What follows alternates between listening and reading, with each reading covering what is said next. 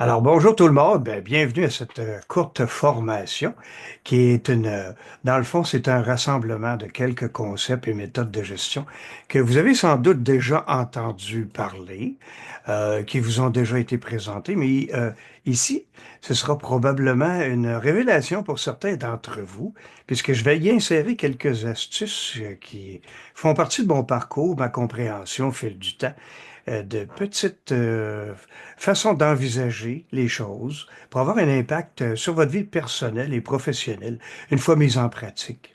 Alors, au chapitre 1, comme vous le voyez à l'écran, la partie la plus importante que j'ai observée chez nos gens, c'est de ne pas établir ce qui est urgent, d'utiliser une liste de to-do un peu spontanément, comme s'il s'agissait d'une liste avec la même importance pour chacune des activités.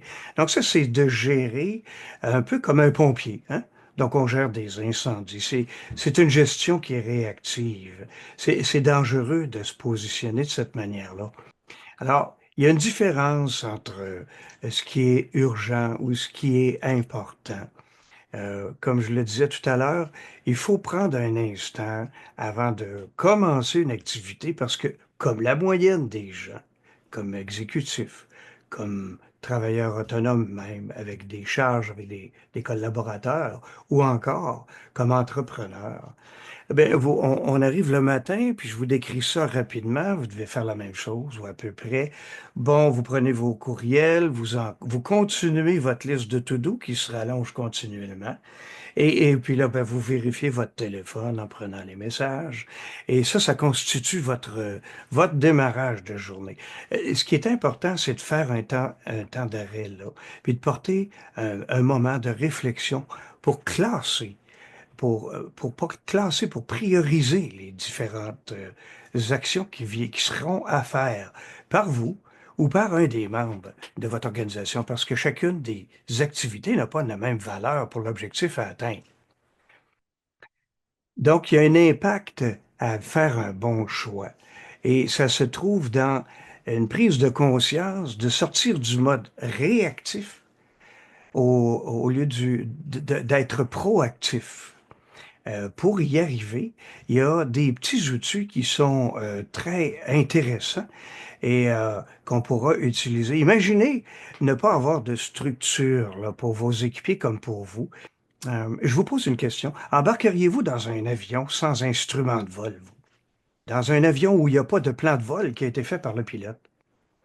Ben, c'est pas très sécurisant, autant pour vous que pour ceux qui vous suivent. On va utiliser une matrice, celle de Eisenhower.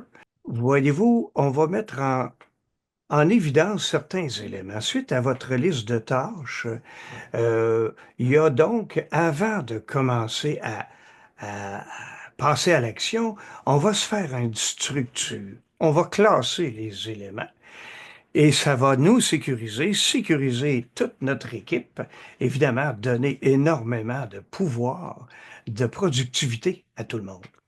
Il y aura donc, la matrice se classe en quatre pièces. Donc, ce qui est important est ou urgent. Alors, et puis, dans la matrice du haut en vert, bien, ce seront les tâches qui seront très stratégiques et des tâches que vous devez réaliser, qui ne peuvent être déléguées parce que c'est vous qui avez l'expertise et ou la responsabilité de la tâche. C'est pour ça que je les ai mis en vert. C'est un peu à l'image de ce qu'on voit lorsqu'on circule en automobile. Alors, les consignes sont verts, c'est à faire. La deuxième étape, c'est de regarder qu'est-ce qu'on pourrait comme planifier qui est très important, mais qui n'est pas nécessairement urgent. Donc, il va avoir une conséquence sur l'objectif à atteindre. Donc, ça, c'est quelque chose qu'on va mettre en jaune. D'accord. Dans notre cadran ici, on le voit en jaune. Une tâche très importante à ne pas oublier, mais c'est pas la priorité aujourd'hui. Il y a aussi d'autres tâches qui sont très importantes ou urgentes, c'est-à-dire, mais un peu moins importantes, puis que pour lesquelles j'ai pas nécessairement moi toute l'expertise voulue ou le temps nécessaire, mais on doit la réaliser aujourd'hui, elle est urgente. Alors, je vais donc m'organiser pour, en tant que leader, déléguer cette tâche à qui de droit. Et puis celles qui sont en rouge, bien mettez un frein immédiatement. Qu'est-ce qu'on fait quand les lumières sont rouges? On applique les freins. Ça veut dire, je vous suggère fortement de les éliminer, de les abandonner. D'accord? L'autre étape qui pourrait être importante, parce que la liste peut être longue, alors il y a une autre petite règle que je vous propose, que vous soyez dans le vert, ou le jaune ou le bleu, ben, de regarder dans la liste qu'est-ce qui est le 80-20 de Pareto. C'est un principe qui se décrit comme suivant. Quelles sont dans les 10 tâches que j'ai? Prenons l'exemple de 10 tâches. Quelles sont les deux tâches, donc le 20% des tâches, qui vont nous donner 80% de résultats? Donc, c'est à vous, en tant que personne responsable, de guider vos gens dans les choix d'une liste très longue. Pour implanter une structure efficace, bien, il y a certains éléments de base qui seront nécessaires.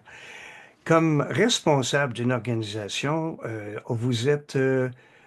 les gens ont les yeux sur vous. Vous êtes l'élément qui donne le rythme à l'organisation. Implantez donc une structure de priorisation. Montrez à vos gens les différents principes dont on vient de parler et pour organiser leur temps et instaurer aussi un des éléments qui a eu beaucoup de pouvoir dans les organisations que j'ai eues, pour lesquelles j'ai œuvré ou que j'ai démarré, puis maintenant vendu, c'est c'est d'instaurer le temps des heures de pouvoir, c'est-à-dire que je donnais une période sacrée à chacun de mes dirigeants, de ceux qui œuvraient dans des tâches de gestion ou de coordination, où ils avaient un droit acquis sur une plage horaire de la journée qui avait une forte valeur ajoutée pour les résultats de l'organisation. Et ce, on le faisait sans interrompre l'individu. Donc, et c'est ce que j'appelais la culture de priorisation. On savait que Pierre, Jean ou Jacques, à telle heure, privilégiait un moment de calme pour lui permettre de se concentrer et faire avancer son projet. Maintenant, comment s'assurer que tout ça fonctionne et fonctionne bien?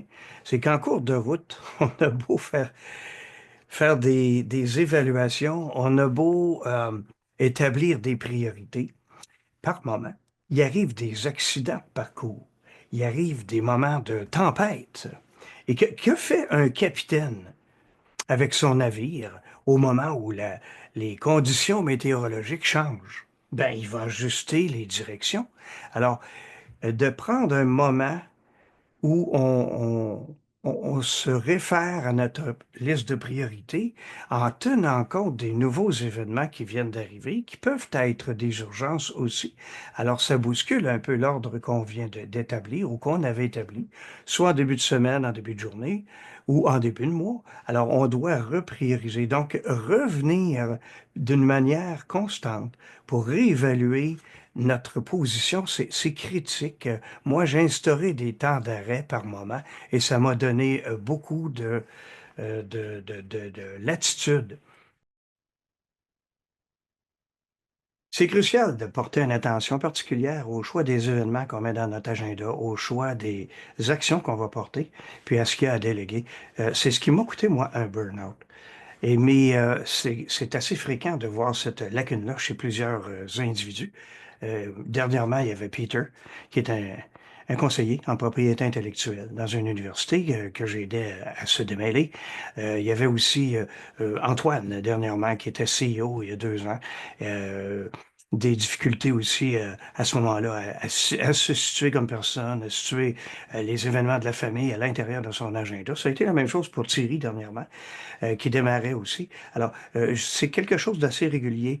Euh, c'est important de pouvoir comprendre que de mettre la bonne personne au bon poste, sur le bon siège, c'est-à-dire, et pour faire la bonne chose au bon moment, c'est un élément de sagesse que chacun devrait avoir dans sa vie pour lui permettre d'avoir un peu plus de quiétude vous savez, en déléguant adéquatement, en déterminant avec Eisenhower, qu'est-ce qui est important, cette fameuse matrice était géniale avec la 80-20 de Pareto. Établissez qu'est-ce qui est l'urgent et l'important.